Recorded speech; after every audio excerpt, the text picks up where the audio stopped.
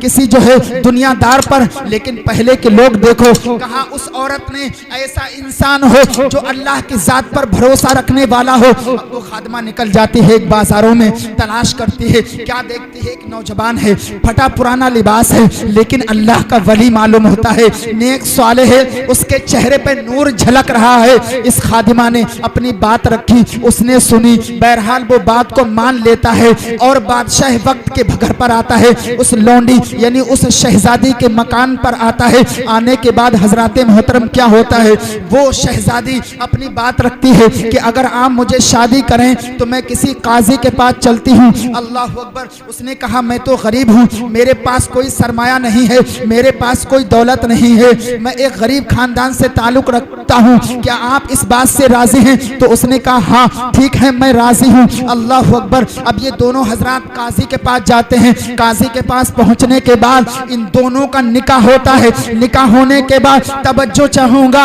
उसके बाद जो है उस लड़की ने कहा, बादशाह की बेटी ने कहा, ए नौजवान, ए मेरे शौहर, अब आप मेरे शौहर हो चुके हैं, मेरे पति हो चुके हैं, अब मुझे अपने मकान पर लेकर के चलो। अब बादशाह वक्त की बेटी है, वो नौजवान क्या कहता है, वो फटे पुराने लिबास पहनने वाला कहता है मेरे पास कोई सरमाया नहीं है, यही एक कम्बल है जिसको मैं दिन में ओढ़ता हूँ, दिन में जो है पहनता हूँ और रात की तन्हाई में इसी को ओढ़ के रात में गुजारा करता हूँ, इस कम्बल के सिवा मेरे पास कुछ नहीं है। औरत कहती मैं इस पर भी राजी हूँ। अल्लाह अकबर। बादशाह वक्त की बेटी है, आज की नौजवान लड़की होती तो कहती है मैं हरगिज़ ऐसी शादी, ऐसे मकान पर शादी नहीं करूंगी। आज लड़के भी मुतालबा करते हैं मेरा शौहर कम से कम 50,000 रुपए कमाने वाला हो, बेहतरीन मर्स गाड़ी में घूमने वाला हो, 4 व्हीलर में घूमने वाला हो, साइकिल वाला ना हो, और दाढ़ी वाले तो बिल्कुल पसंद नहीं करते। अल्लाह अकबर। आप जरा गौर फरमाइए,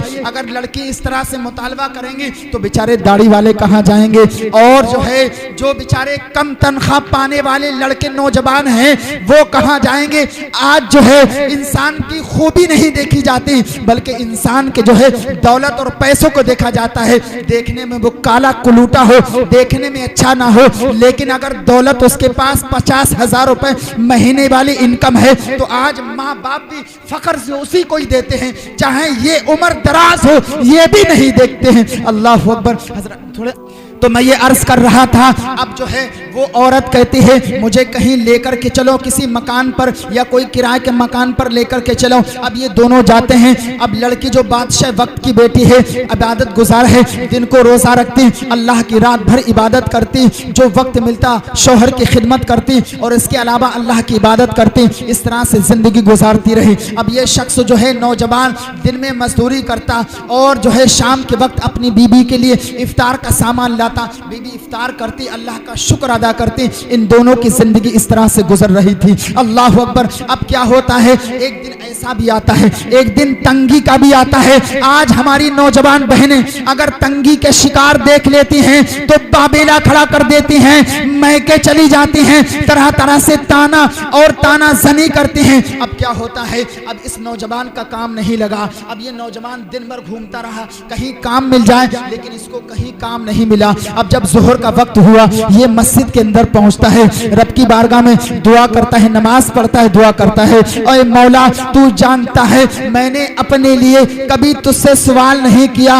अल्लाह अकबर। कहता है ए परवरदिगार आलम, मेरी नेक बीबी घर पे रोजे से है, शाम के वक्त में जाऊंगा तो उसके लिए इफ्तार लेकर जाता था, लेकिन आज काम नहीं लगा।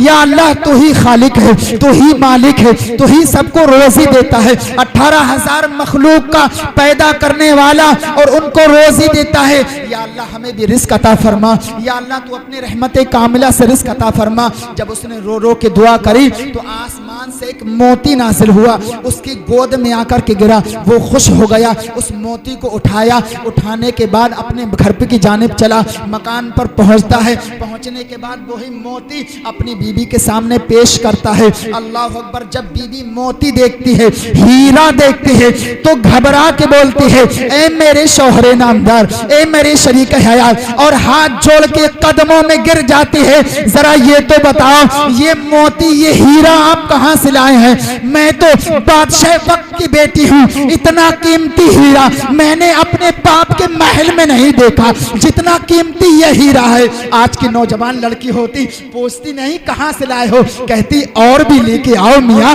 ये हीरे तो बड़ा कीमती हैं, ये तो करोड़ों के होते हैं। अल्लाह अकबर। लेकिन वो घबराई, वो नौजवान लड़की घबराई, कहीं ये हलाल हराम तरीके से मेरा शौहर कहीं चोरी करके तो नहीं लाया।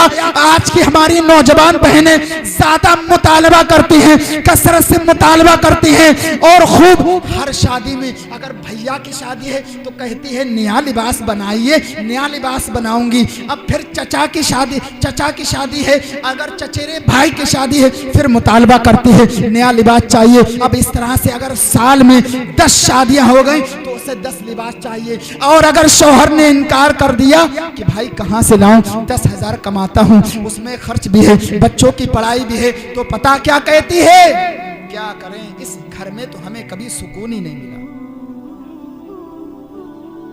जब से इस घर में आई हूं मुझे कभी सुकून नहीं मिला और मेरे तो करम फूटे, किस शौहर से मेरा पाला पड़ा है, कभी मुझे इस घर में ना सुकून मिला ना चैन मिला। मेरे बाप ने कहाँ शादी कर दी। इस तरह से औरतें मुतालबा करती हैं और ना शुक्री करते हैं। हदीस पाक सुनो मेरे मुस्तफ़ा की। मेरे मुस्तफ़ा जब आसमानी दुनिया पर तशरीफ ले गए तो मेरे मुस्तफ़ा ने क्या देखा, सबसे ज्यादा औरतों को जहन्नम की वादियों में देखा। अल्लाह अकबर। कोई औरत बालों के बल लटकी हुई है, अल्लाह अकबर, और शदीद तरीन अजाब हो रहा है। कोई पिस्तानों के बल लटकी हुई है, कोई जुबान के बल, उसकी जुबान जो है खींच के उसको बांध दिया गया और जुबान के तरीके से लटकी हुई है, जुबान पर लटकी हुई है। कोई उल्टे लटकी हुई है, कोई हाथों के बल लटके हुए। मेरे मुस्तफ़ा ने इरशाद फरमाया, ए जिब्रील अमीन, ये औरतें इस कदर अज़ाब में क्यों मुब्तला? तो जिब्रील अमीन ने कहा, या रसूल अल्लाह,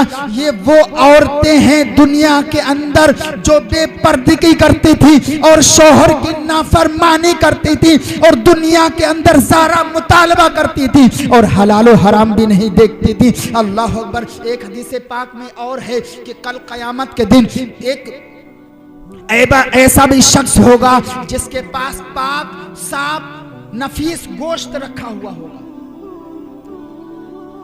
गोश्त में खुशबू आ रही होगी, लेकिन एक तरफ गोश्त इतना सड़ा हुआ होगा, बदबूदार होगा।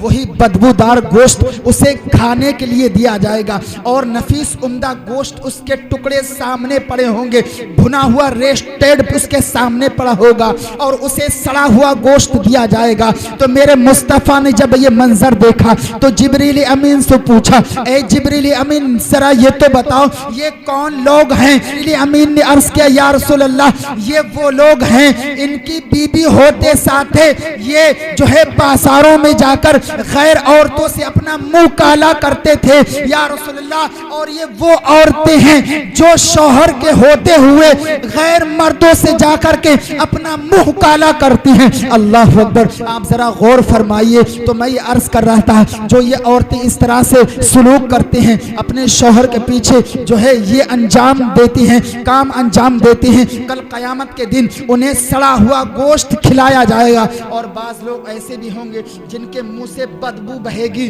और जहन्नम में कितने लोग होंगे, सारे जहन्नमी परेशान होंगे, रब की बारगाह में अर्ज करेंगे, या अल्लाह, ये कौन लोग हैं जिनकी बदबू की वजह से हम परेशान हैं? अल्लाह अकबर। तो कहा जाएगा ये दुनिया के वो लोग हैं जो अपनी जुबान से दूसरों का दिल तोड़ते थे और जो है गुनाह में मुब्तला रहते थे, दूसरे की बुराई करते थे। आज औरतें दूसरों की बुराइयों में मुब्तला हैं। अल्लाह अकबर। ये तमाम तर मामलात हैं। अब मैं ये अर्ज कर रहा था, उसने शौहर की बारगाह में अर्ज किया, ये उम्दा हीरा आप कहाँ से लाए? ये तो मेरे बाप के महल में भी नहीं है। अल्लाह अकबर। उसने पूरी बात बताई, ऐ मेरी शरीक हयात, ऐ मेरी बेगम सायाब, आज कोई काम नहीं लगा, इस वजह से मैं परेशान था, आपका रोजा भी था, मैंने रब की बारगाह में दुआ करी, अल्लाह ने आसमान से ये मोती नाजिल फरमाया। तो बीबी ने कहा, ऐ मेरे शौहर शौहरे नामदार दुनिया के मामलात हैं, ये दुनिया ही के हैं। और दुनिया में इंसान 60 साल या 100 साल जीता है,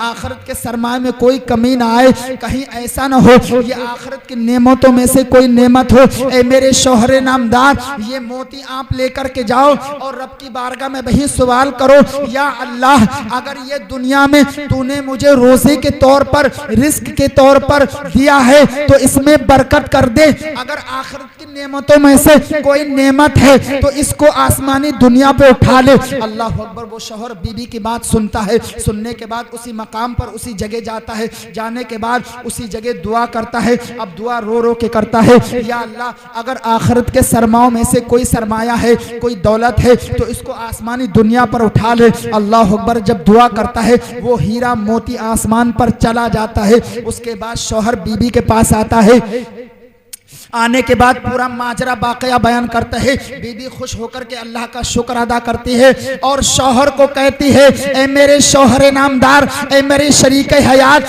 दुनिया में कितनी भी मशक्क़तें आए हम झेल लेंगे, लेकिन आखिरत को हम तरजीह देते हैं। आखिरत के सरमाए में से कोई सरमाया कम ना हो। आज के हम नौजवान औरतों से अर्ज करते हैं कि ए नौजवान औरतों, हमेशा इस औरत की तरह आखिरत की फिक्र करो, दुनिया की फिक्र ना करो। अगर दुनिया में कभी तंगी आ भी जाए तो अल्लाह का शुक्र अदा करो, ना शुक्री मत करो। इसलिए कि कल कयामत के दिन मेरे मुस्तफा का इरशाद है, सबसे ज्यादा जहन्नम के अंदर औरतें होंगी। उसकी वजह यह है कि वो औरतें अपने शौहर की नाशुक्री करती होंगी, अल्लाह की नाशुक्री करती होंगी। ये वो औरतें होंगी जो जहन्नम की वादी में डाल दी जाएंगी। तो हमें और आपको चाहिए, अगर बीबी मिले तो नेक मिले, और अगर बीबी नेक ना हो तो नेक बनने की कोशिश करे, दुनिया की मशक्क़तों पर सब्र करे और शुक्र करे, शौहर से ज्यादा मुतालबा ना करे,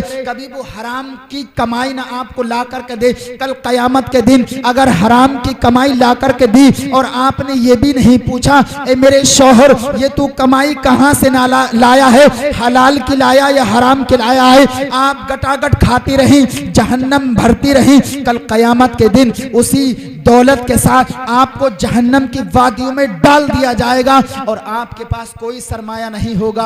अल्लाह अकबर। ये मामलात होंगे। हजरात मोहतरम, अब मैं अपनी गुफ्तगू यहीं पर ख़त्म करता हूँ। बयान करने के लिए तो मैं और बयान करता, लेकिन वक्त साथ नहीं दे रहा है। अल्लाह रब्बुल इज़्ज़त की बारगाह में दुआ है कि अल्लाह ताला अपने हबीब के तसद्दुक़ से दोनों फरीक़ैन के दिलों में मोहब्बत और उल्फत पैदा फरमाए और इस शादी में बेपनाह बरकतें अता फरमाए। और नौजवानों, याद रखो, शादी के मौके पर आप जलसा जुलूस करो, मिलादे पाक करो, डीजे ना बजाओ। इसलिए कि अगर